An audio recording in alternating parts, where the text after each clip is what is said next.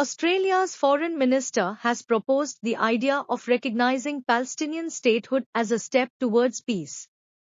However, Penny Wong emphasized that Hamas should have no part in governing this state.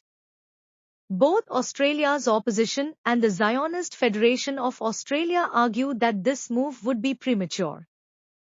Canberra has consistently stated that recognition of a Palestinian nation could only occur within a two-state solution negotiated with Israel.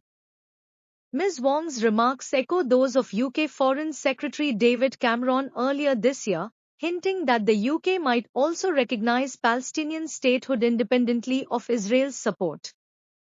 The Australian government has recently expressed increasing concerns about the conflict with Hamas in Gaza, especially after an Australian aid worker was killed in an Israeli airstrike alongside 6 others. During a speech on Tuesday night, Ms. Wong stated that a two-state solution, where Israelis and Palestinians live in separate countries, is the only hope to break the endless cycle of violence. She continued, the failures of this approach by all parties over decades, as well as the Netanyahu government's refusal to even engage on the question of a Palestinian state, have caused widespread frustration. So the international community is now considering the question of Palestinian statehood as a way of building momentum towards a two-state solution. Simon Birmingham, the opposition's foreign affairs spokesman, opposed such a move, stating that the Albanese government's argument to recognize a Palestinian state prematurely prioritized statehood over security.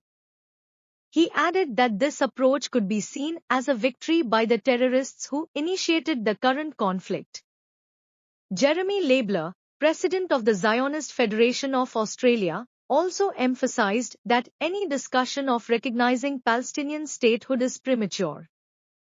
He stated, before any talk of statehood is credible, Hamas must be removed and a new generation of Palestinian leadership must emerge, which isn't corrupt, don't condone violence and recognizes Israel's right to exist as a Jewish state.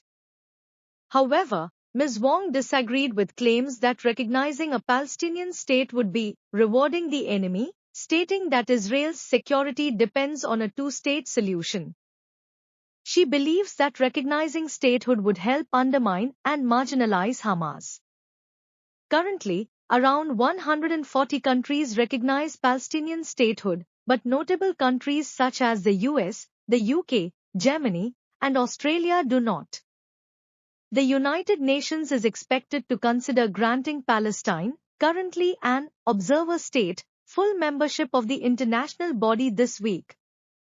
The conflict in Gaza, Israel's response to a Hamas-led attack on 7 October that resulted in about 1,200 deaths and more than 250 hostages, has led to over 33,000 Palestinian deaths, according to the Hamas-run Health Ministry.